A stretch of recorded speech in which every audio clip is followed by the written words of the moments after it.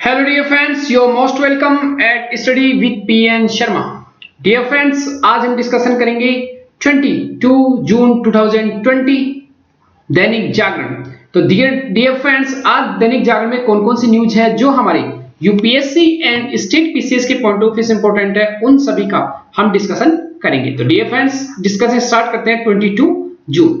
तो ये आपने देखा होगा सूर्य ग्रहण, कल सूर्य ग्रहण हुआ था। तो ये क्यों होता है, इसका क्या रीजन है, बस इसमें थोड़ा सा बाद में जब हम ज्योग्राफी की कभी क्लासेस करेंगे तो उसमें आप पढ़ोगे एनसीईआरटी 6th एनसीईआरटी में ज्योग्राफी में आप पढ़ोगे पूरा ये कॉन्सेप्ट। तो यहां पर कॉन्सेप्ट क्या है, इसको समझ लो आप एक बार कि ये पूरा कॉन्सेप्ट क्या है, सूर्य ग्रहण कहते किसको है, होता क्या है यहाँ पर। तो एक छोटा सा कॉन्सेप्ट वो आप दिमाग में हमेशा रखना माय डियर फ्रेंड्स, क्या कि हमारे यहां पर सोलर सिस्टम है। सोलर सिस्टम मींस सौर मंडल, जिसमें कई सैटेलाइट मींस कई ग्रह एंड उसमें कई उपग्रह है। मींस यहां प्लेनेट, ग्रह का मतलब होता है प्लेनेट एंड यहां पर उपग्रह मींस सैटेलाइट। तो यहां पर क्या होता है, सोलर सिस्टम में सबसे मेन रहता है सन मींस ये सोलर सिस्टम के केंद्र में रहता है एंड उसके चारों ओर कई ग्रह हैं, उससे दूर बनाए हुए ग्रह, और इन ग्रहों के चारों तरफ कोई चक्कर लगाता है या इनके चारों तरफ जो ग्रहों के चारों तरफ चक्कर लगाते हैं जो पिंड, उनको कहते हैं हम क्या, उपग्रह। तो इसी तरीके से अगर हम सन की बात करें तो सन क्या है, एक पूरा सोलर सिस्टम का मेन पार्ट है, और इस सन का एक ग्रह है पृथ्वी भी एक क्या है, ग्रह है, और इस पृथ्वी का एक उपग्रह है वो है चंद्रमा। तो ये तीनों आपको जानना पड़ेगा। मींस अब यहां समझना है क्या है पूरा कहानी, कि अगर हम बात करें कि यहां पर सन है, ये क्या है सन, इसके चारों तरफ एक पिंड चक्कर लगाता है जिसको कह रहे हैं हम ग्रह, वो है पृथ्वी, पृथ्वी। ये सन के चारों तरफ चक्कर लगा रही है, पृथ्वी सन के तरफ चक्कर लगा रही है। तो जब सन की तरफ चक्कर लगाएगी तो सन की जो रोशनी है वो भी इसके ऊपर बदलती रहती है। मींस ये चक्कर किस टाइप से लगाती है, ये दो टाइप से चक्कर लगाती है। एक तो खुद की जो अक्ष है उस पर घूमती रहती है, चारों तरफ खुद की अक्ष पर घूमती रहती है, साथ में पृथ्वी ये जो सूर्य सन है उसके चारों तरफ भी चक्कर लगाती है। तो दो तरह की गति करती है पृथ्वी, परिक्रमण एंड घूर्णन। तो घूर्णन कौन सी है, जो खुद की अक्ष पे घूमती है उसको हम क्या कहते हैं, घूर्णन मींस रिवोल्यूशन, और जो पृथ्वी के चारों तरफ उसको बोलते हैं रिवोल्यूशन। तो यहां पर परिक्रमण, ये है परिक्रमण। तो दो तरह की गतियां पृथ्वी करती है, परिक्रमण एंड घूर्णन। एक पिंड और रहता है, वो है यहां पर मून, चंद्रमा। मून क्या है, पृथ्वी की चारों तरफ चक्कर लगाता है माय डियर फ्रेंड्स। पृथ्वी की चारों तरफ चक्कर कौन लगाता है, मून। तो कई बार क्या होता है, जब चक्कर लगाता रहता है तो यहां पर स्थिति में होता है कौन, मून, इस स्थिति में। तो इस स्थिति में आने के कारण जो चंद्रमा, जो सन है, उसकी लाइट डायरेक्टली पृथ्वी पर नहीं पड़ पाती है। तो हम जब सन को देखते हैं तो यहां से हमको सन कटा हुआ दिखता है या फिर इसका ग्रहण टाइप दिखता है, तो उसी को क्या बोलते हैं हम, चंद्र ग्रहण। तो ये किस पोजीशन में है, जब यहां पृथ्वी एंड सन के बीच में चक्कर लगाते हुए कौन आ जाता है, चंद्रमा। तो ये याद रखना, चंद्रमा। तो इसी को बोलते हैं हम क्या, सूर्य ग्रहण। ये कई टाइप का होता है, इसमें पूरी तरह हमको सन का कभी कुछ पार्ट दिखता है यहां पर, कभी कुछ पार्ट दिखता है, कभी केवल एक तस्तरीनुमा दिखता है केवल, या फिर कई बार ये इस टाइप का दिखता है, चंद्रमा का टाइप। तो ये सभी डिपेंड करता है कि कौन सी स्थिति में दोनों लोकेट हैं, किस स्थिति में चंद्रमा आया हुआ है, ये हमारे लिए इंपॉर्टेंट है। तो इसको थोड़ा सा समझ के याद रखना है, ये जब आप ज्योग्राफी में पढ़ोगे तो और अच्छे से समझ में आएगा माय डियर फ्रेंड्स। अब देखो, चीनी सेना पर सेना को हथियार चलाने की इजाजत, यहां पर हाल ही में क्या किया, बड़ी तैयारी। मींस हाल ही में क्या किया है कि हमने देखा था कि गलवान की जो सीमा है, गलवान वैली, हमने कल भी देखा था। अगर आपने उसको अच्छे से देखेंगे कि पूरा मामला क्या है माय डियर फ्रेंड्स, अगर यहां देखोगे पूरा, तो एक आपके लिए एक व्यू बढ़ा देते हैं ताकि आप अच्छे से इसको समझ पाओ। यहां देखना, भारत अब एलएसी पर चीन की तरह हरकत को बर्खास्त करने के लिए तैयार नहीं। यहां सबसे जो इंपॉर्टेंट है, अब जो सेनाएं हैं, सरकार ने तीनों सेनाओं को चीन की हर चालबाज पर मुंहतोड़ जवाब देने की खुली छूट दे दी है। मींस यहां पर हाल ही में जो चीफ ऑफ डिफेंस स्टाफ है, रक्षा मंत्री है, और तीनों सेनाओं के जो अध्यक्ष थे, उन सभी की बैठक हुई और इसमें अहम फैसला लिया गया।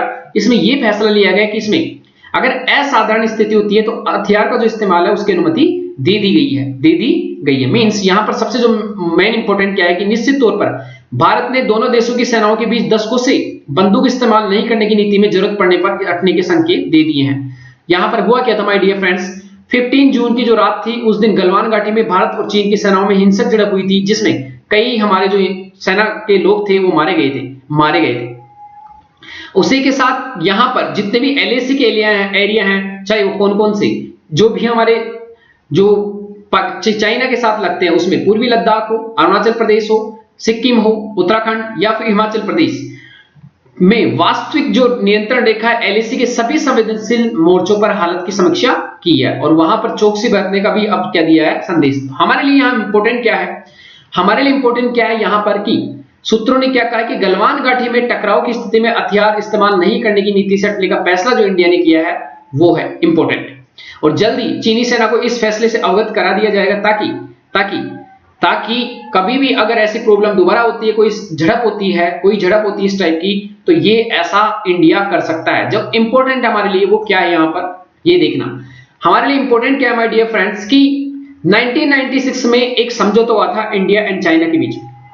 1996 में इंडिया एंड चाइना के बीच में एक समझौता हुआ था। उस समझौता के तहत क्या था कि कोई भी पक्ष एलएसी में 2 किलोमीटर के दायरे में गोली नहीं चलाएगा। That's important. अगर एलएसी है तो उसके आसपास 2 किलोमीटर तक कोई क्या नहीं चलाएगा, बंदूक मींस फायरिंग नहीं करेगा। इस क्षेत्र में खतरनाक रासायनिक हथियार, बंदूक विस्फोट की अनुमति भी नहीं है और सेना पर तैनात सैनिकों की संख्या भी निर्धारित है। दोनों देशों के बीच सैन्य अभ्यास की अधिकतम 15,000 की संख्या तय की गई है और यहां पर यह भी शर्त लगाई गई कि अभ्यास में आप इस टाइप से अभ्यास नहीं करोगे कि मुख्य बल की दिशा दूसरे पक्ष की ओर नहीं होगी। मींस ऐसा नहीं लगे कि दूसरे पक्ष को कि हमारे लिए अभ्यास चल रहा है। बिना अग्रिम सूची और पूरी विस्तृत जानकारी के एलएसी के 10 किलोमीटर के भीतर एयरफोर्स की उड़ानों को भी अनुमति नहीं दी गई है। और 2013 में बॉर्डर डिफेंस कोऑपरेशन एग्रीमेंट के तहत यदि दोनों पक्ष की सैनिक आमने सामने आते हैं तो वे बल प्रयोग या गोलीबारी या सशस्त्र संघर्ष नहीं करेंगे। ये सभी मेन इंपॉर्टेंट बातें थी जो 1993 में हमने किया था उसके तहत। यहां पर देखिए, यहां पर अगेन भारत और चीन से बात कर रहा अमेरिका, ट्रंप। तो ट्रंप साहब फिर बीच में आ गए। तो यहां पर इन्होंने क्या किया, जो गलवान वैली में जो प्रॉब्लम चल रही थी, लद्दाख में जो प्रॉब्लम चल रही थी, वहां पर एक जो अभी इनकी चुनावी रैली चल रही है उसी में कहा कि हम दोनों देशों के साथ क्या कर रहे हैं, बात कर रहे हैं। और जो लद्दाख में प्रॉब्लम चल रही है, स्पेशली जो गलवान घाटी वहां पर जहां पर दोनों सैनिकों की झड़प हुई है, उसको लेकर हम क्या किए यहां पर, हम वहां पर दोनों देशों के साथ बातचीत कर रहे हैं। तो ये अमेरिका क्या है, अमेरिका ने चीन पर भारत व अन्य पड़ोसी देशों के साथ सीमावर्ती तनाव बढ़ाने को लेकर यह कहा है कि जो कोरोना वायरस है उस समय जो प्रॉब्लम खड़ी की है किसने, चाइना ने, उसी को छुपाने के लिए इसका उपयोग कर रहा है। ऐसा कहा है कौन, ऐसा कह रहा है कौन, अमेरिका। मींस यहां देखो, सीमावर्ती तनाव बढ़ाने का आरोप लगाया ताकि वे महामारी से लड़ने में व्यस्त इन देशों का लाभ उठा सके। तो ये सबसे इंपॉर्टेंट पॉइंट है। तो यहां पर हमारे लिए जो इंपॉर्टेंट पॉइंट है कि गलवान वैली, ये माय डियर फ्रेंड्स हमने कल भी पढ़ा था कि प्रॉब्लम क्या हो रही है गलवान वैली की। तो यहां पर गलवान वैली एक बार देख लेते हैं। कल भी हमने इसके ऊपर डिस्कशन किया था my dear friends, Galwan valley को लेकर। तो अगर इसका हम डायरेक्टली देखें कि गलवान वैली है कहां, तो लद्दाख हमने कब बनाया, लद्दाख यूनियन टेरिटरी बन गया माय डियर फ्रेंड्स। लद्दाख एक यूनियन टेरिटरी बना दी गई है, लद्दाख को यूनियन टेरिटरी बना दी गई है इंडियन गवर्नमेंट के द्वारा। यहां पर ये लद्दाख वाला इलाका है। लद्दाख को अगर हम 4 पार्ट में बांटे, north, south, east and west, means उत्तर, दक्षिण, पूर्वी, पश्चिम, पूर्वी लद्दाख जो है, तो उस एरिया में यहां पर प्रॉब्लम चल रही है, वहीं पर गलवान घाटी है। अगर इसमें नया मैप देखें तो यहां देखना, ये अक्साई चीन वाला पार्ट है जो इंडिया से छीन लिया गया था 1962 में। ये जो एरिया, ये जो बाउंड्री, ये है LAC, line of actual control, जो दोनों देशों के बीच में है। हमने कल देखा था कि एलएसी, उसके बाद एलओसी एंड इंटरनेशनल बाउंड्री, इन तीनों में क्या डिफरेंस है ये मैंने कल के वीडियो में बताया था। अगर आपको समझ में नहीं आता तो उसको जाकर आप देख लेना।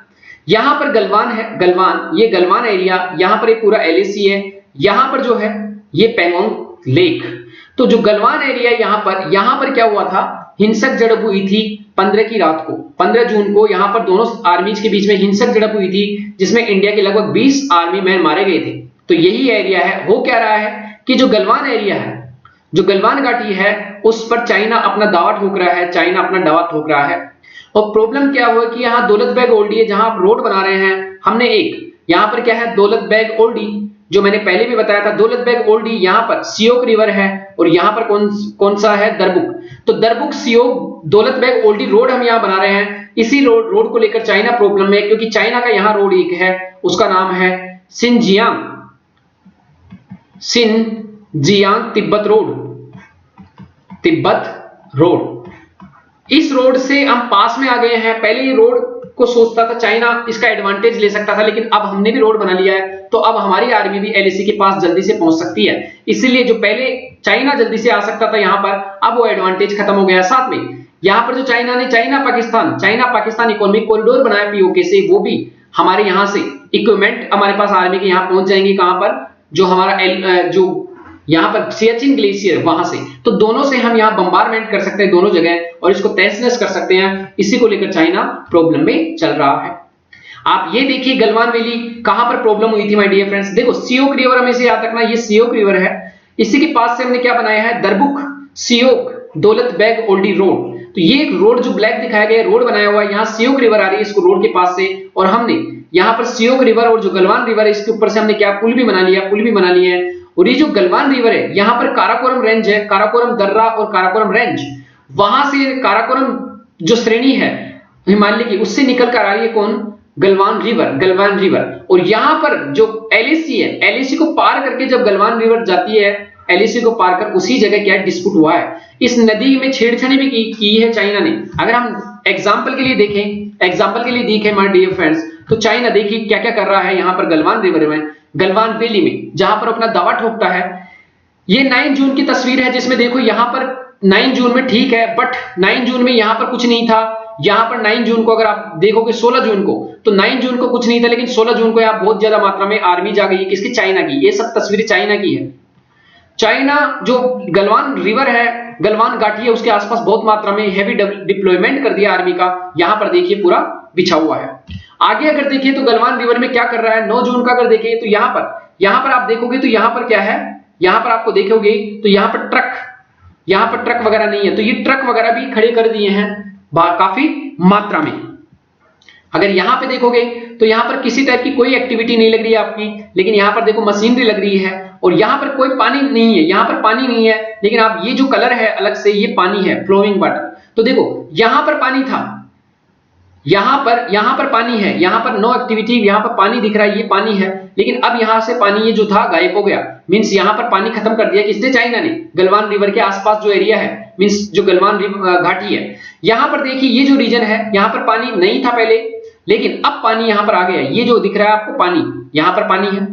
तो यहाँ पर पहले क्या था, खाइयां थी और पानी भी नहीं था, यहाँ पर पहले जाने का रास्ता भी नहीं था। अब देखो यहाँ पर ट्रक जा रहे हैं, यहाँ पर जाने का रास्ता भी बना लिया है, किसने, चाइना ने आसपास। तो ये चाइना जो गलवान रिवर है, गलवान का आसपास का क्षेत्र है, वहां पर काफी मात्रा में चेंजेस कर रहा है। ये अब जब देखोगे आप एलएसी के आसपास, तो यहाँ पर चाइना कितनी मात्रा में हैवी डिप्लॉयमेंट किया हुआ है, दैट्स आल्सो इंपॉर्टेंट। अगर हम यहाँ देखें तो हमने पहले भी पढ़ा था कि अक्साई चीन, चाइना क्यों इतना ज्यादा एग्रेशन हो रखा है। तो यहाँ पर चाइना पाकिस्तान इकोनॉमिक कॉरिडोर, यहाँ पर अक्साई चीन में, यहाँ पर उसने सियाचिन मींस सिनजियांग, ये देखो सिनजियांग इसका प्रांत है, इसको बोलते हैं सिनजियांग प्रांत, और यहाँ पर है तिब्बत, इसको रोड को जोड़ दिया दोनों से, ये रोड। अब क्या है, यहाँ पर इंडिया ने भी रोड बना दिया, अब रोड इंडिया यहाँ से पास में पहुंच गया।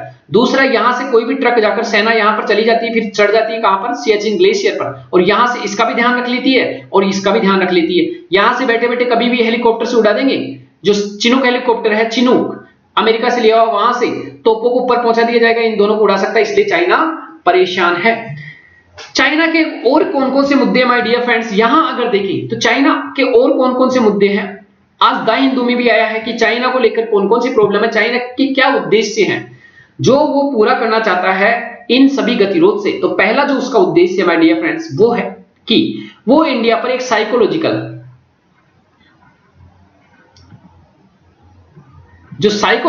एक प्रेशर है उसको डालना चाहता है, ताकि मनोवैज्ञानिक जो प्रभाव है, मींस मनोवैज्ञानिक कि हमेशा इंडिया को लगे कि यार जो टेरिटरी है, मींस जो बाउंड्री, उसका अभी तक सॉल्यूशन नहीं हुआ, तो हमेशा इंडिया परेशान रहे, कब चाइना आकर कब डिस्प्यूट स्टार्ट कर दे। दूसरा जो प्रॉब्लम है वो है कि जो हमारा इंडो पैसिफिक रीजन है, इंडो पैसिफिक रीजन, मींस जो हिंद प्रशांत महासागर है, हिंद प्रशांत महासागर उसमें तेजी से क्या कर रहा है, उस पर पूरा अपना अधिकार बता रहा है कौन, चाइना। तो इस हिंद प्रशांत महासागर में उसकी एक्टिविटीज को कम कैसे करें, तो हम क्या कर रहे हैं, हम अमेरिका, यूएसए, हमने ऑस्ट्रेलिया और हमने जापान, तीनों देशों के साथ मिलकर हमने क्या किया है, एक क्वाड बनाया। क्वाड मींस चतुर्थ, हमने 4 देशों का एक ग्रुप बनाया। इसको लेकर भी चाइना बोलता है कि आप ये ग्रुप हो मत करो मेरे बदले, नहीं तो मैं डोमिनेंस जो मेरा है उसको रहने दो। तो ये डोमिनेंस कहां पर, आप इसको देखना माय डियर फ्रेंड्स, यहां पर क्या है कि जो जितना भी हमारा हिंद महासागर एरिया है, तो इसमें जो मालदीव है उसके साथ उसने एफटीए कर लिया, फ्री ट्रेड एग्रीमेंट, मींस जो एक मुक्त व्यापार समझौता, जिसके तहत बिना रोक टोक के यहां पर वस्तुएं आ जाएगी, कहां, मालदीव में, चाइना की, और यहां से कहीं पर सप्लाई कर सकता है। एक यहां पर उसने पाकिस्तान में ग्वादर पोर्ट बना लिया, यहां पर ग्वादर पोर्ट जिससे चाइना पाकिस्तान इकोनॉमिक कॉरिडोर जुड़ेगा, जो हिंद महासागर के अरेबियन सी में स्थित है। उसके अलावा श्रीलंका में हम्बनटोटा बना दिया, जो 99 साल के लिए उधार पर ले लिया है। यहां पर जो म्यांमार है उसका रखाइन स्टेट है, रखाइन उसके डेवलपमेंट पे ध्यान दे रहा है। तो ये जो पूरा हिंद महासागर है वहां पर अपना दबदबा बढ़ा रहा है। साथ में साउथ चाइना सी जो यहां पड़ता है, वहां पर तो पूरी तरह उसने क्या कर दिया, अपना अधिकार बता दिया साउथ चाइना सी में, तो ये इंपॉर्टेंट है साउथ चाइना सी। तो साउथ चाइना सी किसका भाग है, प्रशांत महासागर का। और ये जो हिंद महासागर, इन जगह जो दबदबा है, इसको कम करने के लिए हमने 4 देशों के साथ, मींस 3 देश जो है इंडिया के अलावा, यूएसए, ऑस्ट्रेलिया एंड जापान, उनके साथ हमने एक ग्रुप बनाया है जिसको बोलते हैं क्वाड। तो क्वाड को कैसे रोके चाइना, कैसे अपने डोमिनेंस को बरकरार रखे यहां, उसके लिए भी वो क्या कर रहा है, इस तरह के जो तरीके हैं वो अपना रहा है। अगर और देखें तो यहां पर तीसरे नंबर का है कि पाकिस्तान को वो क्या है, इकोनॉमिकली बढ़ावा दे रहा है, साथ में मिलिट्री ये सहायता दे रहा है, ताकि पाकिस्तान को कैसे न कैसे प्रोग्रेस करवाए और इंडिया को, यहां जो पावर है, इंडिया का पावर जो साउथ एशिया में, उसको कम करे। अगर 4th नंबर का देखें तो जो अक्साई चीन है and China Pakistan economic corridor, ये दोनों इंपॉर्टेंट है उसके लिए, ये दोनों इंडिया के पार्ट हैं। अगर इंडिया कभी फ्यूचर में ले लेता है तो इसका जो प्रोजेक्ट है, इसका जो यहां प्रोजेक्ट है, जो belt and road initiative project है, BRI, या फिर वन बेल्ट वन रोड, जिसके द्वारा हमने देखा था कि चाइना पूरे वर्ल्ड से कनेक्टिविटी स्टार्ट करना चाहता है, चाहे वो साउथ एशिया हो, चाहे वो हमारा जितना भी एशियन कंट्रीज हो, अफ्रीकन कंट्रीज हो, यूरोप हो, मध्य एशिया हो, सभी पर अपने सड़क मार्ग या समुद्र के मार्ग के द्वारा अपने आप को जोड़ना चाहता है। उसी को बोलते हैं बेल्ट एंड रोड इनिशिएटिव। उसी का एक पार्ट है यहाँ पर चाइना पाकिस्तान इकोनॉमिक कॉरिडोर, जिसके तहत सड़कें डायरेक्टली कहां जोड़ी जाएगी, पाकिस्तान के ग्वादर पोर्ट को। तो वहां पर डायरेक्टली चाइना जा सकता है, क्योंकि चाइना जब इधर से आता था, चाइना अगर इस मैप को देखिए, चाइना अगर यहां से आता था, चाइना साउथ चाइना सी से आए यहां पर इधर से, तो इसको कई दिन, मलक्का स्ट्रेट है यहां पर, इससे आने में लगभग 20 दिन लग जाते थे, लेकिन यहां से आने में इसको 2 से 3 दिन लगेंगे, क्योंकि काफी दूरी कम है। तो इसलिए ये शॉर्टकट देख रहा है कौन, चाइना। तो इसी को रोकने के लिए हमने जो इतना चेंजेस किया है, चाइना इसीलिए चिढ़ा हुआ है कि हम भी सीमा के आसपास क्या कर रहे हैं, डेवलपमेंट कर रहे हैं। अब चाइना को काउंटर करने के लिए अगर हम देखें, चाइना को हम काउंटर कैसे कर सकते हैं माय डियर, चाइना को कैसे रोक सकते हैं, तो उसके कई तरीके हमारे पास। पहला है कि हम एक्सपोर्ट जो है उसको बढ़ाएं, अपने एक्सपोर्ट को। दूसरा, जो चाइना, अगर हमारा एक्सपोर्ट बढ़ेगा तो चाइना का जो माल जाता है पूरे वर्ल्ड में, उसको कैसे न कैसे हम रोक पाएंगे। हमारा जो इंपोर्ट है चाइना से, उसको हम रोकें, तो उसके लिए हम क्या करें, आत्मनिर्भर भारत जो प्रधानमंत्री साहब ने बनाया है, उसको हम अच्छे से इंप्लीमेंट करें। साथ में चाइना को और काउंटर करने के लिए हम ग्रुप बना रहे हैं, तो वर्ल्ड में जो ग्रुप है, उन जो जितने भी इंटरनेशनल ऑर्गेनाइजेशन है, उनमें अपनी सदस्यता को बढ़ावा दे। जैसे हमने G7 से G11 पर हम क्या कर रहे हैं, काम कर रहे हैं जाने की तरफ। किसी ने पूछा था कि G7 एंड G11 क्या है सर, इसके बारे में भी एक अच्छे से वीडियो बनाएंगे, डोंट वरी। G7, तो यहां पर समझना ये पूरा मामला है।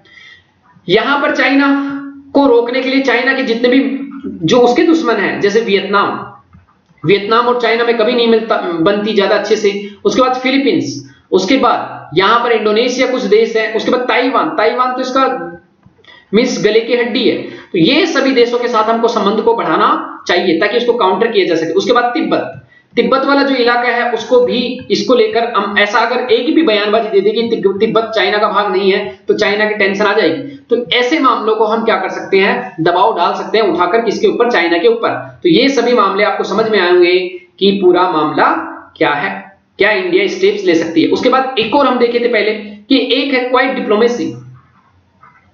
क्वाइट डिप्लोमेसी, इसमें क्या होता है कि जो राजनीतिक स्तर पर हम ज्यादा टेंशन नहीं लेते, लेकिन जो आर्मी के स्तर पर है, आर्मी जितना आर्मी कोई भी एक्शन लेगी चाइना की, उतनी आर्मी को, हमारी आर्मी को एक्शन लेने की छूट दी जाती है। तो यहां पर ज्यादा बातचीत नहीं, ठीक ठाक, लेकिन साथ में यहां पर जो जैसा चाइना करेगा वही हम भी करेंगे, इसको बोलते हैं क्वाइट डिप्लोमेसी। अब यहां देखना आगे हमारे लिए कौन सी इंपॉर्टेंट न्यूज है माय डियर फ्रेंड्स। ये हमने देखा जो इंपॉर्टेंट है यहां पर, डब्ल्यूटीओ में ड्रैगन के मसूबर पर फिरा पानी। यहां पर क्या है, European union, that's very important. यहां पर डब्ल्यूटीओ में क्या था, यूरोपियन यूनियन, जो विश्व व्यापार संगठन में यूरोपियन यूनियन और चीन के बीच एक चल रहा था मार्केट इकोनॉमिक स्टेटस का मामला, चीन के हाथ से निकल गया। मींस इसमें क्या था, चीन को अगर ये मिल जाता market status, market economic status, तो क्या होता कि चीन के जो सामान है, इस फैसले के बाद क्या होगा, यूरोपियन यूनियन अब क्या करेगा, चीन के उत्पादों पर एंटी डंपिंग ड्यूटी लगा सकेगा, एंटी डंपिंग ड्यूटी। इससे क्या होगा, ये स्टेटस मिलने के बाद होता क्या कि चीन का दबदबा और मजबूत हो जाता। इससे पहले भारत ने भी चीन को मार्केट इकोनॉमी स्टेटस देने से मना कर दिया था। यह स्टेटस क्या करता है, anti dumping duty, anti dumping duty जैसे प्रतिबंधों से राहत प्रदान करता है। मींस एंटी डंपिंग ड्यूटी नहीं लगती है। और डब्ल्यूटीओ के लगभग 69 सदस्यों ने चीन को मार्केट इकोनॉमी का स्टेटस दे रखा है, लेकिन कुछ देश जैसे America, European union, Japan, Bharat ने इसको स्टेटस नहीं दे रखा। और इसी के तहत ये क्या करते हैं, लंबे समय से चीन पर डंपिंग के आरोप लगते रहे हैं और इसके चलते उस पर उत्पादों पर कई देशों ने एंटी डंपिंग शुल्क लगाए हैं, एंटी डंपिंग शुल्क लगाए हैं। डंपिंग के मामले में क्या होता है, कोई देश अपने घरेलू बाजार से कम कीमत में विदेशी बाजारों में अपने उत्पाद को बेचने लगता है।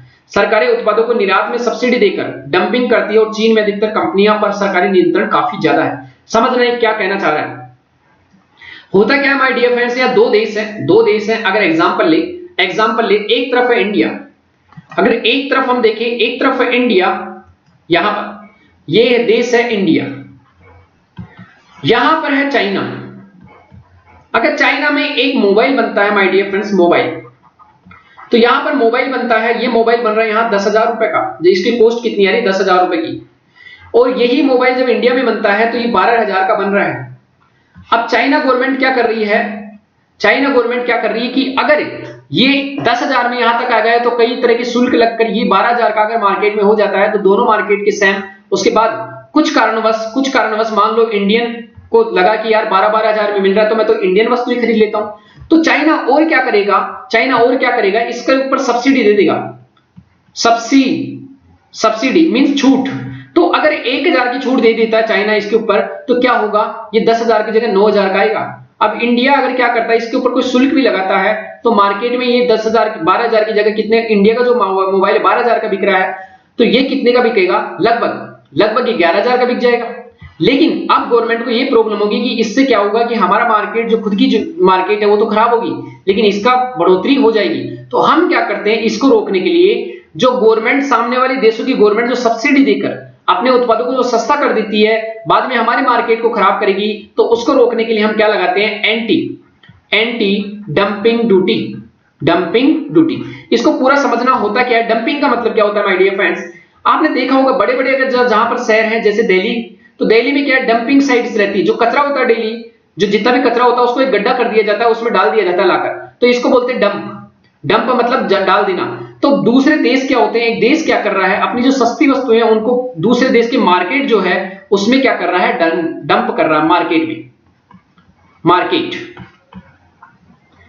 में क्या कर रहा है, डंप कर रहा है, मींस लाकर डाल रहा है। तो इससे क्या होगा, हमारा मार्केट खराब हो सकता है। तो इसको रोकने के लिए हम क्या करेंगे, यहां पर एक ड्यूटी लगाते हैं, मींस एक कर लगाते हैं, उसको बोलते हैं anti dumping duty.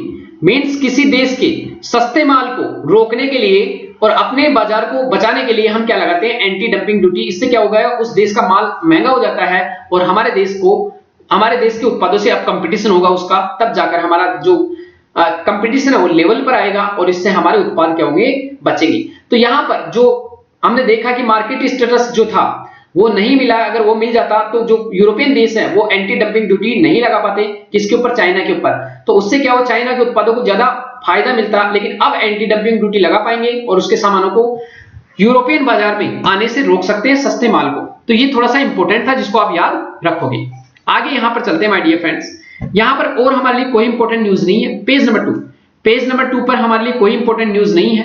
Plasma therapy, आप थोड़ा सा याद रखना कि प्लाज्मा थेरेपी से ठीक हुए मरीज, ये प्लाज्मा थेरेपी होता क्या, कई बार आपने सुना होगा माय डियर फ्रेंड्स कि प्लाज्मा थेरेपी। तो ये प्लाज्मा थेरेपी दिमाग में आपके आता होगा लेकिन समझ में नहीं आता होगा ये होता क्या है। तो मैं बताता हूं इसमें क्या होता है माय डियर फ्रेंड। ये कोई एक पर्सन है, यहां पर एक पर्सन है ए, ये क्या हुआ, उसको कोरोना वायरस हुआ, कोरोना वायरस, और ये इन्फेक्ट हो गया, मींस पहले ये क्या था, खुश था, अब जैसे कोरोना वायरस हुआ ये क्या हो गया, टेंशन में आ गया, मींस कोरोना वायरस। अब क्या हुआ, ये कोरोना वायरस, इसको दवाइयां दी, इसको मेडिसिन वगैरह खिलाई, अच्छे से इसको वेंटिलेटर पर रखा, तो अब ये व्यक्ति क्या हो गया, वापस क्या हो गया, ठीक हो गया, ये ठीक हो गया। लेकिन अब क्या हुआ, इसका जो ब्लड है उसमें क्या होगा, एंटीबॉडी बन जाती है, मींस जब वायरस का हमारे शरीर में अटैक होता है तो एंटीबॉडी बन जाती है, एंटीबॉडी। तो जब एंटीबॉडी बन जाती है इसके शरीर में, तो शरीर में एंटीबॉडी कहां रहती है, शरीर में जो हमारा ब्लड रहता है, हमारा जो शरीर में ब्लड रहता है उसके दो पार्ट रहते हैं, एक होता है प्लाज्मा, दूसरा होता है ब्लड सेल्स, जिसमें तीन आती है, आरबीसी, डब्ल्यूबीसी एंड प्लेटलेट्स। तो ये जो आरबीसी है ऑक्सीजन का परिवहन करती है, O2 CO2 का, डब्ल्यूबीसी है जो हमारे को प्रतिरक्षा करती है, प्रतिरक्षा, और जो प्लेटलेट्स है हमारे ब्लड का थक्का जमाने का काम करती है, और जो प्लाज्मा है यहां पर हमारी एंटीबॉडी रहती है, एंटीबॉडी मींस प्रतिरक्षा के लिए जो काम आती है, एंटीबॉडी मींस एंटीबॉडी बनने के बाद यहां पर रहती है प्लाज्मा में। अब क्या करेंगे हम, यहां समझना, ए व्यक्ति है ये सही हो गया, लेकिन इसके ब्लड में अभी भी प्लाज्मा है, तो हम क्या करेंगे, एक बी व्यक्ति है जो हाल ही में क्या हुआ है, कोरोना वायरस से ग्रसित हुआ है, इसके मरने के चांस है, तो हम क्या करेंगे, इसके ब्लड में उतनी ज्यादा एंटीबॉडी नहीं बन पाई, हम क्या करेंगे, ये दूसरा व्यक्ति जो है उसका ब्लड का हम प्लाज्मा यहां पर इसके ब्लड में डायरेक्टली ट्रांसफ्यूज कर देंगे ताकि इसमें एंटीबॉडी आ जाए उस वायरस से लड़ने के लिए, और हो सकता है व्यक्ति बच जाए। तो इसी को हम क्या बोलते हैं, इसी को बोलते हैं प्लाज्मा थेरेपी। मींस एक कोरोना वायरस से ग्रसित हुए व्यक्ति की प्लाज्मा को किसी दूसरे कोरोना वायरस से ग्रसित हुए व्यक्ति के ब्लड में ट्रांसफ्यूजन कर देना, क्या है वो, प्लाज्मा थेरेपी। तो इसको थोड़ा सा याद रखना, प्लाज्मा थेरेपी क्या होती है, दैट्स वेरी इंपॉर्टेंट।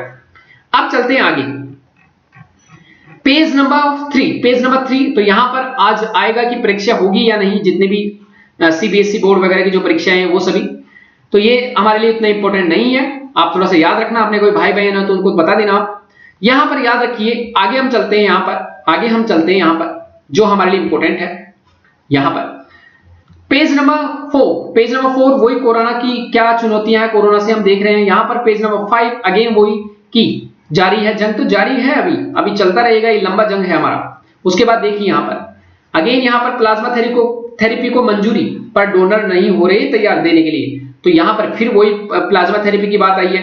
चीन से समझौता करने वाले आज पूछ रहे सवाल, क्या समझौता हुआ था, हमने देख लिया 1993 का, जिसमें हम क्या नहीं चला सकते, सेना, और यहां पर गलवान घाटी में चीन के भी सैनिक मारे गए 40। तो ये कह रहे हैं कौन, हमारे वीके सिंह साहब। तो ये इन्होंने कहा है जस्ट, अब ये राज्य मंत्री हैं वीके सिंह साहब, ठीक है। तो ये केंद्रीय परिवहन और सड़क राज्य मंत्री वीके सिंह साहब, इन्होंने कहा है कि चाइना के आर्मी मैन मरे हैं। हमने गलवान घाटी पूरा देख लिया कि क्या पूरा मामला है, चाइना वहां पर क्या कर रहा है। ये सभी इंपॉर्टेंट सिंपल न्यूज है। नेशनल न्यूज में यहाँ योगा चल रहा है, दैट्स गुड। मैंने कल भी कहा था कि योगा आप भी कीजिए माय डियर फ्रेंड्स। योगा कोई भी खुशी का मौका हो लाइफ में आप छोड़िए मत, अपना टाइम टेबल मैनेज करके रखिए, साथ में जो भी काम आए अच्छा वाला उसको जरूर अपनाओ। संवेदनशील विषयों पर संकुचित राजनीति, यहां पर बस यही कहा गया है कि जो मामला था चाइना का लेकर, उस मामले पर लेकर संकुचित राजनीति कर रही थी, दूसरी पार्टियां पूछ रही थी कि कितने आर्मी मैन घुसे हैं, चाइना की आर्मी क्या कर रही है, इंडिया की आर्मी क्या कर रही है, ये तो इंटेलिजेंस फेलियर है। ये सभी बातें यहां पर की जा रही थी, तो यहां पर सिंपल सा आपको पढ़ोगे तो आपको समझ में आ जाएगा, इतना टफ नहीं है। संवेदनशील विषय पर संकुचित राजनीति करने से बचना चाहिए। तो यहां पर सोनिया गांधी ने भी कहा था कि ये इंटेलिजेंस फेलियर है। उसके बाद राहुल गांधी साहब ने भी कहा था कि चाइना जो इंडियन आर्मी वो क्या मींस गवर्नमेंट सही डाटा नहीं दे रही है, और निरंकुश चीन पर नियंत्रण, अभी हमने देखा था कि नियंत्रण कैसे कैसे लगा सकते हैं, वो सब इंपॉर्टेंट है। यहां पर सब वही है, सभी वही बातें लिखी हुई है कि कैसे हम निरंकुश जो चीन है उस पर नियंत्रण लगा सकते हैं। तो यहां पर भारत और चीन के बीच में तनाव, राष्ट्रपति साहब अगेन कूद पड़े हैं, ट्रंप साहब। तो ये जो आक्रमणकारी नीति है किसकी, चाइना की आक्रमणकारी नीति है, इससे कैसे हम निपटे। चाहे हांगकांग को लेके, हांगकांग में आक्रमणकारी नीति अपना रखी है, ताइवान को तंग किया हुआ है, ताइवान को अपना एरिया बताता है कौन, चाइना। उसके बाद यहां पर जो निरंकुशता है वो उसको लेकर पूरे इंडिया, पूरे वर्ल्ड में कहीं ना कहीं इसको लेकर प्रॉब्लम चल रही है। यहां पर अगर हम इस आर्टिकल को एक बार देखें, अगर इस आर्टिकल को एक बार देखें तो इन्होंने वही बातें लिखी है जो हम पहले पढ़ चुके हैं माय डियर फ्रेंड्स। यहां पर सत्य निजी नहीं होता, मींस यहां पर क्या कहा गया है, देखिए कि क्या नेहरू साहब ने किया वो सभी में हम देखेंगे नेहरू साहब ने क्या किया। यहां पर कोई ऐसा पॉइंट्स नहीं है पहले नंबर पर जो हम देखें, यहां पर देखिए दैट्स इंपॉर्टेंट। 1962 में हमारे प्रधानमंत्री कौन थे जब चाइना ने हमला किया था, अक्साई चीन वाला इलाका छीन लिया था, उस समय हमारे प्रधानमंत्री साहब थे नेहरू गांधी साहब, और जनसंघ के नेता अटल बिहारी वाजपेयी ने भारत चीन युद्ध में केंद्र का समर्थन किया था उस समय, दैट्स इंपॉर्टेंट। तो कोई भी विपक्षी पार्टी थी वहां पर युद्ध का समर्थन किया था। और लेकिन अभी जो प्रेजेंट है, अभी प्रेजेंट में गवर्नमेंट का साथ देना चाहिए। साथ में पंचशील, जो नेहरू साहब थे उन्होंने पंचशील का सिद्धांत दिया था 1954 में, जिसके तहत क्या था, एक दूसरे की सीमा का प्रभु संपदा का सम्मान, परस्पर अनाक्रमकता, मींस आक्रमकता नहीं अपनाएंगे, ऐसे मींस अगर आपके कोई भी मामले हैं आंतरिक तो उनमें हम क्या नहीं करेंगे, हस्तक्षेप नहीं करेंगे, समानता और परस्पर लाभ मींस दोनों समान रहेंगे, और शांतिपूर्ण सहिष्णुता तो मींस तुम भी जियो हम भी जिए। तो इस टाइप की भावना के साथ हमने पंचशील समझौता किया था। लेकिन 1962 में पंचशील समझौता का क्या मिला, और 1957 में इसे संयुक्त राष्ट्र संघ में मान्यता भी दी गई थी, तो ये एक इंपॉर्टेंट है। लेकिन चीन ने 1964 के पंचशील जो समझौता था उसकी 1962 का जो वार था उसमें हत्या कर दी, दैट्स इंपॉर्टेंट। और ये पंचशील का जो समझौता था चीन का रणनीतिक हथियार था उस समय। तो यही प्रॉब्लम हुआ था उस समय, यही प्रॉब्लम हुआ था। आगे अगर हम यहां देखें तो क्या पूरा मामला है उसको भी देख लेते हैं यहां पर, कि पूरा जो मामला था वहां पर कहां से स्टार्ट हुआ, ये कि क्या ओछी राजनीति हो रही है। यहां पर जो प्रॉब्लम था कि जो भी नेता लोग थे वो क्या कह रहे हैं वो हमारे लिए इंपॉर्टेंट नहीं है, बट इस समय जो भी दल है उनको क्या करना चाहिए देश का। यहां पर शरद पवार साहब से हमें सीखना चाहिए। उन्होंने क्या कहा कि गलवान घाटी में चीन को खाली कराने के सुझाव के साथ ही नियुक्त सैनिकों पर होने वाले राहुल गांधी के बयान पर यह कहकर अप्रत्यक्ष टिप्पणी की कि सीमा में सैनिकों द्वारा हथियार को ले जाने और बिना हथियार के ही मसले पर अंतरराष्ट्रीय करार से तय होते हैं, हम कुछ नहीं कर सकते ऐसे। तो इन सभी में मामलों में हस्तक्षेप भी नहीं करना चाहिए, इन सभी मामलों में हस्तक्षेप भी नहीं करना चाहिए, शिवसेना ने ये कहा। तो कुछ पार्टियां इसका समर्थन भी की है। तो हमारी जो राजनीति है हमेशा अगर जो इंटरनेशनल लेवल के मुद्दे रहे या फिर इंडिया के इंटरेस्ट जिसमें इंपॉर्टेंट रहे उनमें हमेशा क्या नहीं करनी चाहिए, राजनीति ना करें। जब हम चाइना इंडिया पाकिस्तान का जो प्रॉब्लम था उसमें भी देखिए कि कई लोग सबूत मांगते हैं, तो ऐसे समय कम से कम चुप रहें। ये सब इंपॉर्टेंट थोड़े पॉइंट्स थे। आगे हम जब देखते हैं यहां पर पेज नंबर 8 पर और कौन सी न्यूज हमारे लिए, तो निरंकुश चीन का हो गया, सभी सहेजे हरियाली और पानी। तो ये तो सब आप जानते हो माय डियर फ्रेंड्स, इसमें कोई कहने की बात नहीं है कि हरियाली मींस हम जंगल को बचाएं और पानी को बचाएं, ये सभी इंपॉर्टेंट है। यहां पर कभी खत्म नहीं होगी है दुनिया, या पढ़ लेना, डोंट वरी। भारत चीन 2 कदम आगे 2.5 कदम पीछे, मींस 2 कदम आगे होते हैं 2 कदम पीछे चलते हैं, मींस यहां पर दोनों के बीच में कोई ना कोई प्रॉब्लम चलती रहती है। यहां पर जो इंपॉर्टेंट पॉइंट्स हो क्या याद रखोगे, अगेन सेम वही पॉइंट्स माय डियर फ्रेंड्स यहां पर इस पूरे एडिटोरियल में जो आपको पता करना है और सीखना है। ये क्या है, 1964 में हमने क्या किया था, आपसी सहयोग ऐसे परस्पर सम्मान। 94 में हमने शांतिपूर्ण सहिष्णुता की हमने पंचशील समझौता किया था, किसके कार्यकाल में, प्रधानमंत्री जी साहब थे उस समय नेहरू जी, तो उनके समय हमने किया था और ये हमारे लिए इंपॉर्टेंट था। हुआ क्या था, इस बीच हिमालय क्षेत्र में हमने क्या किया था, सीमा विवाद और भारत द्वारा बौद्ध धर्म गुरु जो दलाई लामा था उनको आश्रय देने के कारण चीनी आक्रामकता बढ़ती गई, और इसी को लेकर सुरक्षा की दृष्टि से भारत ने लद्दाख क्षेत्र में अप्रैल 1962 में फॉरवर्ड पेट्रोलिंग की नीति अपनाई। दुर्भाग्यवश चीन की ओर से शांति के सभी प्रयासों को नकारने के बाद विवादित क्षेत्र में उसके द्वारा घुसपैठ और आक्रमण कर दिया गया 1962 में, और यहां पर पंचशील जो समझौता किया था उसका उल्लंघन हुआ, पंचशील समझौता का उल्लंघन हुआ। बाद में क्या हुआ, चीन ने वास्तविक नियंत्रण रेखा मींस एलएसी पर दावा करते हुए, एलएसी पर खुद का दावा किया कि जो अक्साई चीन है वो मेरा पार्ट है। 21 नवंबर 1962 में युद्ध विराम की घोषणा कर दी। और यहां पर युद्ध में हुई क्षतिपूर्ति को अपूर्ण थी। सबसे बड़ी बात जो उभरकर सामने आई, दोनों देशों के बीच परस्पर विश्वास की बुनियाद जो थी वो धराशायी हो गई। अब उन दोनों देशों में जो विश्वास था वो पूरी तरह नहीं हुआ। यहां पर जो इंपॉर्टेंट है कि कोई किसी का शत्रु या मित्र नहीं होता, क्योंकि यथार्थवादी दृष्टिकोण से सभी राष्ट्र अपनी सुरक्षा करते हुए अपने अपने हितों के संरक्षण का कार्य करते हैं। ये सभी इंपॉर्टेंट है, ये सभी इंपॉर्टेंट है। हमारे लिए जो इंपॉर्टेंट है वो है गलवान वाला मामला। यहां पर आगे हम क्या देखते हैं कि इस मामले में और क्या क्या प्रॉब्लम चल रही है और क्या क्या प्रॉब्लम चल रही है, ये सभी तो आपको समझ में आ जाएगा माय डियर फ्रेंड्स। ये सभी बातें जो लिखी हुई है वो सिंपल है। यहां पर इसी भारत और चीन जो है इसमें आर्थिक साझेदारी तो है, बल्कि प्रतिस्पर्धा भी है। दोनों ही अपनी अपनी सैन्य शक्तियों पर प्रदर्शन भी करते रहते हैं। फिर भी यह स्पष्ट है कि भारत विश्व शांति की प्रक्रिया में योगदान के लिए बड़ी लेकिन सॉफ्ट पावर बनने का इच्छुक है, जबकि चीन की महत्वाकांक्षा क्या है, महाशक्ति बनने की। इसीलिए चीन की आक्रामकता हमेशा बढ़ती जा रही है विभिन्न भागों में, चाहे हम साउथ चाइना सी ले या फिर इंडिया का जो इंडियन ओशियन है वहां पर ले।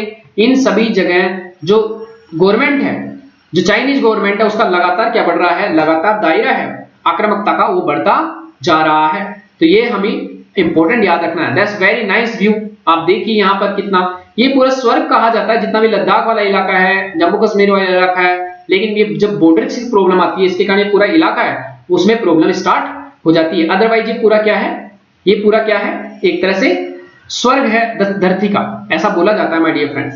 यहां पर इंपॉर्टेंट याद रखना कि जो हमारी लोकसभा है उसने इंपॉर्टेंट काम किए थे, तो क्या क्या किया वो हमारे लिए इंपॉर्टेंट नहीं है। मींस कितना काम हुआ, कितना परसेंटेज हुआ, दैट्स नॉट इंपॉर्टेंट। हमारे लिए आप थोड़ा सा इतना सा याद रखना कि जो मेन विधेयक पास हुए वो है यहाँ पर जम्मू कश्मीर पुनर्गठन विधेयक, फिर यहाँ राष्ट्रीय अन्वेषण NIA नेशनल इन्वेस्टिगेशन एजेंसी, वो पहले केवल इंडिया में ही जांच पड़ताल कर सकती थी, अब वो विदेशों में भी जाकर आतंकवादी गतिविधियों की जांच पड़ताल कर सकती है। साथ में यहाँ पर पहले केवल ऑर्गेनाइजेशन कोई रहता था, उसी को आतंकवादी संगठन घोषित कर सकते थे, किसी व्यक्ति को नहीं। अब किसी व्यक्ति को भी आतंकवादी घोषित किया जा सकता है। उसके बाद जम्मू कश्मीर का हमने देखा है कि धारा 370 हटा दी है। उसके बाद मुस्लिम जो यहाँ पर ट्रिपल तलाक बिल है उसको भी लाया गया, जिसके तहत ट्रिपल तलाक को क्या कर दिया, संवैधानिक रूप से अब मींस विधिक रूप से अब क्या कर दिया, विधिक रूप से अब उसको अमान्य घोषित कर दिया गया है। अगर वो उसमें कोई पाया जाता है तो उसको दंड मिलेगा। ये सभी जो इंपॉर्टेंट है, केवल 3 बिल उसको याद रखना, बाकी कितना परसेंट हुआ दैट्स नॉट इंपॉर्टेंट। आत्मनिर्भर भारत के लिए कारोबारी सुगमता की दरबार। अब देखेंगे ईज ऑफ डूइंग बिजनेस क्या होता है my dear friends, ease of doing business क्या होता है और इसमें क्या क्या मामले देखे जाते हैं, ये हमारे लिए इंपॉर्टेंट है। इसको मैं आपको बताऊंगा कि ईज ऑफ डूइंग बिजनेस क्या है। यहां पर एक इंपॉर्टेंट हमारे लिए आत्मनिर्भर भारत को हम देखेंगे। पेज नंबर 11 पर भारत में अमेरिका में हिंसा, ये प्रदर्शनकारियों में फिर वर्ष ट्रंप जो हिंसा हुई थी जॉर्ज फ्लॉयड को लेकर, उसको लेकर, तो वो सभी बातें। चीन और दक्षिण कोरिया में भी मामले बढ़ रहे हैं, ये हमारे लिए इतना इंपॉर्टेंट नहीं है। यहां याद रखना कि हांगकांग में सुरक्षा कानून को मंजूरी दे सकता है। मींस इसमें क्या होगा कि अगर हांगकांग में चाइना के विरुद्ध कोई एक्टिविटी होती है तो उस व्यक्ति को हांगकांग से ले जाकर चाइना में मुकदमा चलाया जाएगा। इसी को लेकर वहां पर कई तरह के क्या हो रहे हैं, वहां पर कई तरह के विरोध प्रदर्शन भी हो रहे हैं, जो हमारे लिए इंपॉर्टेंट है। अब आगे चलते हैं, यहां पर पेज नंबर 13 पर हमारे लिए कोई ऐसा इंपॉर्टेंट नहीं है, कोई हमारे इंपॉर्टेंट नहीं है ऐसी न्यूज जिसका हम डिस्कशन करें। पेज नंबर 14 यहां पर भी कोई इंपॉर्टेंट न्यूज नहीं है। जो हमारा लास्ट टॉपिक बचा डियर फ्रेंड्स वो है ease of doing business. Ease of doing business क्या होता है उसके बारे में हम देखेंगे और ये हमारा लास्ट टॉपिक रहेगा आज का। डियर फ्रेंड्स, हमको अगर आत्मनिर्भर भारत बनाना है, हमने पहले भी देखा था कि आत्मनिर्भर भारत में प्रधानमंत्री साहब जो थे पीएम साहब, उन्होंने पीएम साहब जो है उनके द्वारा एक आत्मनिर्भर भारत स्टार्ट किया है, आत्मनिर्भर भारत। उसमें उन्होंने कहा था कि वोकल फॉर लोकल मींस इसमें क्या होता है कि अपनी जो वस्तुएं हैं उनको यूज करो ज्यादा से ज्यादा और उनको हम एक्सपोर्ट भी करें, बाहर एक्सपोर्ट भी करें। लेकिन इसके लिए कहा गया कि इसके लिए हमको क्या करना पड़ेगा, ease of doing business. Ease of doing business ये यूपीएससी 2019 एंड 2016 दोनों में पूछा गया था कि ईज ऑफ डूइंग बिजनेस कौन जारी करता है। तो यहां पर world bank ease of doing business जारी करता है। तो इसमें क्या क्या मामले आते हैं माय डियर फ्रेंड्स, याद रखना। अगर किसी देश में ईज ऑफ डूइंग बिजनेस हमें लागू करना है, ईज ऑफ डूइंग बिजनेस, तो इसमें क्या क्या करना पड़ेगा हमको माय डियर फ्रेंड्स। यहां पर पहला कि हमारे यहाँ बिजनेस को स्टार्ट करना, जो बिजनेस है उसको स्टार्ट करना कितना आसान है, यहां पर हमें इलेक्ट्रिसिटी कितनी आसानी से मिल जाती है, उसके हमारे यहाँ प्रॉपर्टी का रजिस्ट्रेशन है वो कितनी आसानी से हो जाता है, जो टैक्स है टैक्स कितने आसानी से हम पे कर सकते हैं, उसके अलावा यहाँ पर जितने भी भूमि है लैंड उसका कितने आसानी से अधिग्रहण किया जा सकता है, उसके अलावा यहाँ पर जो कॉन्ट्रैक्ट है, अगर दो कंपनियों के बीच में कॉन्ट्रैक्ट हो रहा है तो उसका पालन कितने अच्छे से होता है, अगर कोई कंपनी लोन नहीं चुका रही है लोन और अगर दिवालिया हो जाती है तो वो अपनी संपत्तियों की कितनी आसानी से बेच पाती है, ये सभी पॉइंट्स हैं, अगर इनको ठीक करते हैं, साथ में अगर कोई बिजनेस स्टार्ट करना चाहता है, अगर कोई व्यक्ति बिजनेस स्टार्ट करना चाहता है तो बिजनेस स्टार्ट करने के लिए उसको बिजनेस स्टार्ट करने में कितना टाइम लगता है, कितना इजीली वो बिजनेस स्टार्ट कर सकता है, कहीं पर उसको ज्यादा चक्कर तो नहीं लगाने पड़ेंगे, बार बार उसको बिजनेस स्टार्ट करने के बाद जो इंस्पेक्टर है, जो लेबर इंस्पेक्टर है या कई तरह के इंस्पेक्शन इंस्पेक्टर है वो आके परेशान तो नहीं कर रहे, ये सभी मामले हैं जो अगर सही से हो जाते हैं। उसके अलावा कई बार हमको बिजनेस स्टार्ट करने के लिए कई फॉर्म भरने पड़ते हैं, वो फॉर्म भरने के लिए हमको ऑनलाइन प्रोवाइड होती है, means single window clearance, means हमको अलग अलग विभागों में अब नहीं जाना पड़ता, अगर हमको बिजनेस स्टार्ट करना रहता है ऑनलाइन हमको एक जगह ही सारे जो कागजात है उनकी हमको मिल जाती है क्लियरेंस। तो ये सभी इंपॉर्टेंट पॉइंट्स है जिनके आधार पर हम ईज ऑफ डूइंग बिजनेस बढ़ा सकते हैं। साथ में हमको क्या करना पड़ेगा इसके लिए, लैंड मींस जो हमारी भूमि अधिग्रहण है, आपने देखा होगा टाटा नैनो सिंगूर जो है सिंगूर, वहां पर वेस्ट बंगाल में इसने अपना संयंत्र लगा लिया था, लेकिन बाद में वेस्ट बंगाल में ममता बनर्जी की सरकार के द्वारा यह कहा गया कि जो जमीन का अधिग्रहण किया गया था वो किसानों की गलत तरीके से, उसको अपना पूरा प्लांट छोड़कर गुजरात में वापस आना पड़ा, मींस पूरी जो अपनी मशीनरी थी वहां प्लांट स्टार्ट हो गया था, इसको लेकर उसको लेट भी हुआ। साथ में यहाँ पर लेबर, हम क्या करते हैं एक बार जब श्रमिक लगा लिए तो उसके बाद इन श्रमिकों को हटाना बहुत मुश्किल है, फिर ये क्या करते हैं काम नहीं करते, हड़ताल करते हैं, तो इसके लिए ऐसे हमारे पास लॉ होने चाहिए कि अगर जो श्रमिक काम सही नहीं करेगा उनको हम हटा सके। उसके बाद यहाँ लैंड कैपिटल में क्या है, हम आसानी से पूंजी उपलब्ध करा सके, मींस लोन सस्ते लोन दर दे सके तब जाकर काम होगा। अगर हम जापान का एग्जांपल ले तो जापान पर 0% इंटरेस्ट रेट पर लोन दिया जाता है लोगों को, हमारे यहाँ पर 10%, 18%, 15% इस टाइप से लोन की दरें रहती है, इसलिए हमारे यहाँ इन्वेस्टमेंट ज्यादा नहीं हो पाता, क्योंकि बिजनेस स्टार्ट करने के लिए पैसा चाहिए और उस पैसे के लिए इन्वेस्टमेंट चाहिए। तो ये ईज ऑफ डूइंग बिजनेस अगर हमको करना है तो हमें भूमि अधिग्रहण के जो मामले हैं उनको सरल बनाना पड़ेगा, जो लेबर है उसको हम लेबर जो एक्ट है उनको सरल बनाना पड़ेगा, और जो कैपिटल है लोन वो सस्ता लोन देना पड़ेगा, और जो अब क्या है जो जमीन है वो क्या राज्य सूची का विषय है, जमीन जो है वो राज्य सूची का विषय है, जमीन राज्य सूची का विषय, इसलिए केंद्र सरकार कोई भी लॉ बनाती है तो वो डिपेंड करता है राज्य उसको लागू करे या नहीं करे, उनकी सहमति लेना जरूरी है। इसलिए सबसे अच्छा होगा कि जो राज्य सूची का विषय है स्टेट लिस्ट में, इसको हम किस में डाल दें, कॉनकरेंट लिस्ट में, मींस समवर्ती सूची में। अगर इसको समवर्ती सूची में डाल देंगे तो लो राज्य भी बना पाएगा केंद्र भी बना पाएगा, और केंद्र का लो हमेशा राज्य से ज्यादा महत्व रखेगा। इसलिए हम इसे एक सुझाव दे सकते हैं कि जो लेबर वाला जो ये लैंड वाला पार्ट है, मींस जमीन वाला पार्ट है, उसको कॉनकरेंट लिस्ट में डाल दिया जाए। तो ये सभी पॉइंट्स थे माय डियर फ्रेंड्स आज के न्यूज़पेपर के। आप कोशिश करना कि कुछ मेन पॉइंट्स, बुलेट पॉइंट्स आप हमेशा लिखो। मेंस में कोई भी टॉपिक आएगा, अगर इंडिया एंड चाइना का अगर टॉपिक आता है कि इसके क्या मामले हैं, तो चाइना ऐसा क्यों कर रहा है, तो इसका ऑब्जेक्टिव क्या है, मैंने बताया कि ऑब्जेक्टिव क्या क्या है। तो उसमें 4 ऑब्जेक्टिव थे, उसमें पाकिस्तान वाला मामला आ गया, चाइना पाकिस्तान इकोनॉमिक कॉरिडोर वाला, उसके बाद इंडो पैसिफिक वाला रीजन आ गया, और मनोवैज्ञानिक जो है वो सभी। उसके बाद इसके सॉल्यूशन क्या है, सॉल्यूशन में हमने देखा कि एक्सपोर्ट में कैसे काउंटर करें, इंपोर्ट में कैसे काउंटर करें, जो इसके जो देश हैं, जो इसके दुश्मन है, उनके साथ हम कैसे काउंटर करें, उनसे हम कैसे संबंध बढ़ाएं। इंटरनेशनल लेवल पर इस पर दबाव बनाने के लिए हम ऐसे देशों के साथ समझौते करें जो इस पर दबाव डाल सके। तो ये सभी कुछ सॉल्यूशंस हैं जिनको हम लिख सकते हैं। कुछ अगर एग्रीमेंट हमने किए हैं, जैसे अमेरिका, फ्रांस, जर्मनी, इन सभी के साथ हमने एग्रीमेंट किए हैं सेना के आपस में आवागमन के लिए, कि कोई भी किसी का भी पोर्ट यूज कर सकता है। ये सभी इंपॉर्टेंट कम्युनिकेशन की टेक्नोलॉजी हमने काफी, जो कॉमकासा है, उसके बाद अलावा बेका है, ये सभी जो कई एग्रीमेंट्स जो हमने चाइना के जो यूएसए उसके साथ साइन किए हैं। तो ये सभी इंपॉर्टेंट पॉइंट्स हैं जो आप एग्जाम में लिख सकते हो अपने अच्छे मार्क्स के लिए। तो डियर फ्रेंड्स आज की न्यूज यही थी, अब इसको अब यही खत्म करते हैं। Thank you very much. And dear friends आपको वीडियो अच्छा लगे तो इसको लाइक शेयर जरूर करें और जो भी लोग नए हो वो जरूर इसको सब्सक्राइब करें माय डियर फ्रेंड्स। ओके, तो thank you very much, thank you very much.